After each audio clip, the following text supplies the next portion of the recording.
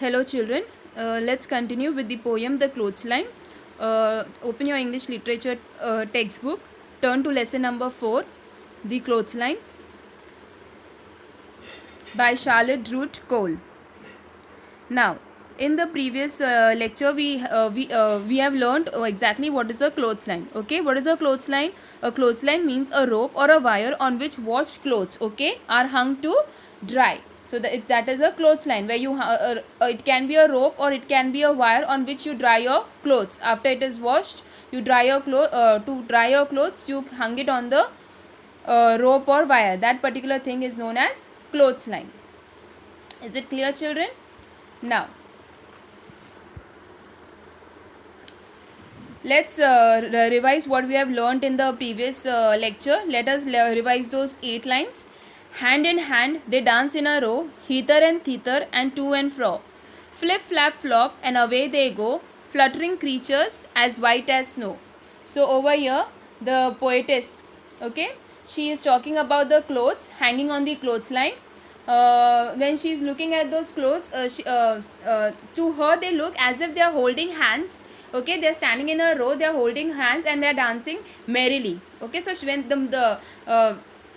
she compares them to those white birds that are flying in the sky. Okay, so when she looks at those clothes which are hanging on the clothesline, when they are moving with the help of the breeze, due to the breeze they are moving. Okay, and when they are moving, she feels as though they are dancing. Okay, and she is comparing them to those white birds which are flying in the sky.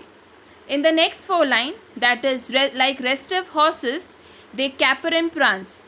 Like fairy tale witches, they widely dance. Rounded in front, but hollow behind, they shiver and skip in the merry March wind. So in this stanza, the poetess compares the clothes hanging on the clothesline to those restless horses, okay, that are leaping and galloping with happiness. As the clothes flutter on the clothesline, they form a bowl-like shape that is round at the edges and hollow in the center. Now the poetess also feels that the clothes are shivering, okay, and skipping in the wind. Which wind we are talking about? About those happy wind during the month of March, because March is the beginning of the spring season. It comes in between the winter and the summer season. Is it clear? Now let's continue with the 9th line. One I saw dancing excitedly, struggling so wildly till she was free. Then, leaving pegs and clothesline behind her, she flew like a bird and no one can find her. I saw her gleam like a sail in the sun, flipping and flapping and flopping for fun. Nobody knows where she now can be, hid in a ditch or drowned in the sea. She was my handkerchief not long ago, but she will never come back to my pocket, I know. So here children, come back to the 9th line. So the poet is saying that one I saw dancing excitedly. So amongst the clothes which are hung on the clothesline, she saw one dancing very excitedly. So children, once she saw a thing, okay, amongst those clothes which are hung on the clothesline, she saw one thing dancing very excitedly. Okay, now struggling so wildly till she was free. So this means that the poetess is trying to say that once she saw someone dancing excitedly means very happy. Amongst those clothes, she saw someone dancing very excitedly and with great struggle. Okay, she was trying to free herself. Okay, like struggle means what? In case someone is holding your hand and you want to move, you want to go away from there, how you struggle? In the similar manner, as though someone has tied her hand and she is literally struggling to release her hand and to get free from there. So in the similar manner, the poetess is saying that amongst those clothes which are hung on the clothesline, she saw one thing who was dancing very excitedly, and she was trying. Okay, she was struggling really very hard to free herself. Free from where? From that clothesline. Okay. Then, leaving pegs and clothesline behind her, she flew like a bird and no one can find her. So, in these 2 lines, okay, in these 2 lines, the poet is saying that she was really struggling hard to free herself herself from the clothesline. Okay, then what happened? She struggled and struggled, and then what happened? She freed herself. Okay, when she freed herself, what happened? Leaving the pegs and clothesline behind. You know what is a peg, children? This is a peg, the clips which mummy puts na on top of the clothes, so that during the sometime the wind blows at a very high speed. Okay, so the clothes should not come out of the clothesline. Okay, should not fall from the clothesline. So to hold the grip of the clothes on the clothesline, you put the clip. So this is also called as pegs. So what the poetess is saying that, then leaving pegs and clothesline behind her, she flew like a bird and no one can find her. So over here what the poetess is saying that then what happens? She leaves the pegs and the clothesline and she flew like a bird. Okay, she flew so far that one was unable to follow her, and now no one can find her, because you know the birds, they fly really high up in the sky and they get disappeared. So in the similar manner, the handkerchief, once it got freed from the clothesline, it flew in such a manner like no one could find where it went. I saw her gleam like a sail in the sun, flipping and flapping and flopping for fun.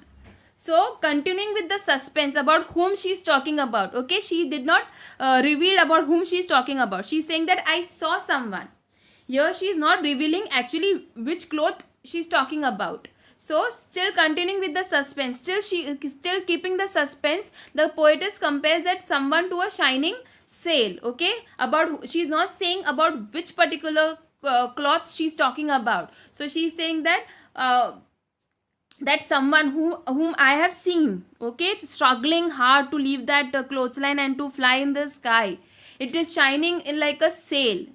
Okay, then the poetess tells us that she is flipping and flopping, she is flipping, flopping, and flapping and flopping away with happiness. Okay, so what is the meaning of flipping, flapping, and flopping, children? It is there in the video which we have done yesterday. So it is turning quickly. Okay, turning, falling, dropping, shaking. You have seen when you throw something out. Okay, for example, you can take any of the small material which you have in your at home. Okay, just turn the fan on, and you have seen a plastic. Okay, when you throw a plastic, what happened? It twists, it turns, it falls again. It what do you call it? It moves. Okay, along in which direction the wind blows, in the similar direction it also moves. So here the poet is saying that that particular thing which I saw, okay, like a bird, it was flying in the sky, it was turning, twisting, falling, and when I looked at that particular thing, I felt it is really very happy. She flew away so fast, that nobody knows where she went or where she could be. Okay, so nobody knows where she now can be. So here the poetess is saying that she flew away so fast, okay, that nobody knows where she went or where she could be. Okay, there's a question mark where that particular thing went or where it can be. Hid in a ditch or drowned in the sea. So here there's a two possibility which the poet is telling about. Okay, thinking the worst that could happen. Okay, the worst thing which can come to our mind. Okay, the poet is saying that whether she is hiding in a ditch or may have drowned in the sea. Now, what is hiding in the ditch? So children, ditch means what? You know, a narrow channel dug at the side of the rows or fields, like to hold or carry away water. Similar words you can say like channel or drain or gutter. Okay, so the poet is saying that it might have hid in a ditch or drowned in the sea. Drown means what? It must have gone inside the, gone into the, like gone under, gone inside in the sea. Submerged inside the sea. She was my handkerchief not long ago, but she will never come back to my pocket, I know. So children, in the last two lines, can we did you notice something?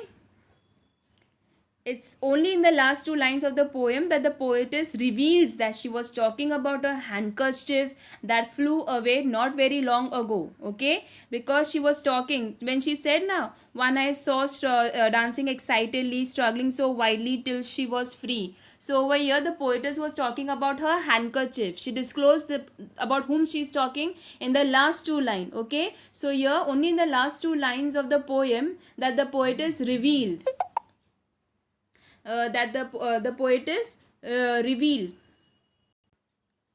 the poetess revealed that she was talking about her handkerchief that flew away not very long, and she is not sure whether it will come back to her. Okay, and it is she knows, she is sure that it will not come back to her and it is lost forever. Okay, so when she said that she was my handkerchief not long ago, not long ago means what? Before flying away. Okay, the poetess had hung that handkerchief on the clothesline to dry. Okay, but what happened? Because of the wind, okay, the handkerchief flew away from the clothesline, and and it flew just not very long ago, and the poetess is sure that it will not come back to her as it is lost forever. Okay, so the poetess begins the poem with the happy notes of clothes dancing on the clothesline, but she ends it with the sad note of a handkerchief flying away and never coming back. So this is the poem, the clothesline. Okay, in this poem the poetess was talking about her, what do you call it, about the clothes. Initially she was very happy. She started with a happy note. She was talking about the clothes which are hung on the clothesline, and when she saw those clothes she felt as though they are dancing. Okay, and later on when the handkerchief flew away she felt really very sad. Why? Because she knew that it is not going to come back to her. Okay, so she was thinking about two possibility. The worst possibility, one is that it could hide itself in its she's hiding it, she is hiding in a ditch, or may have drowned in the sea. Is it clear, children?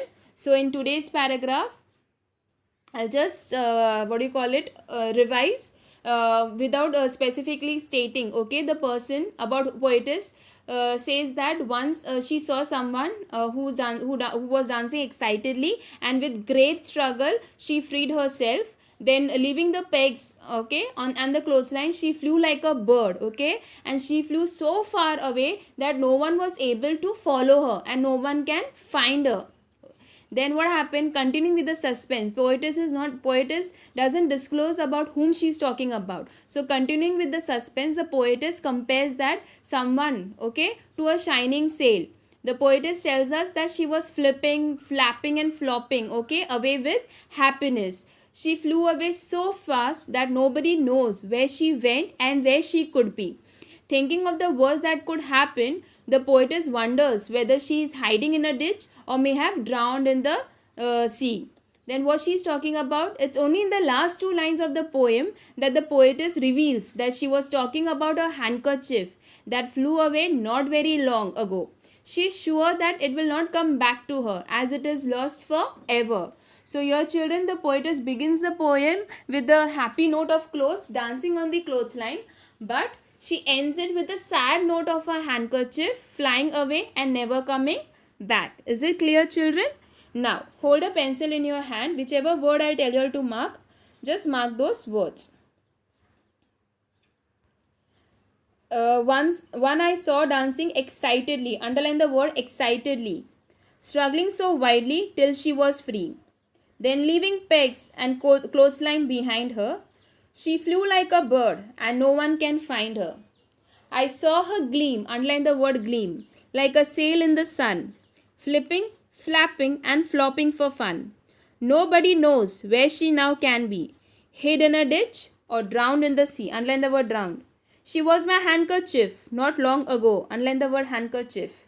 But she will never come back to my pocket, I know.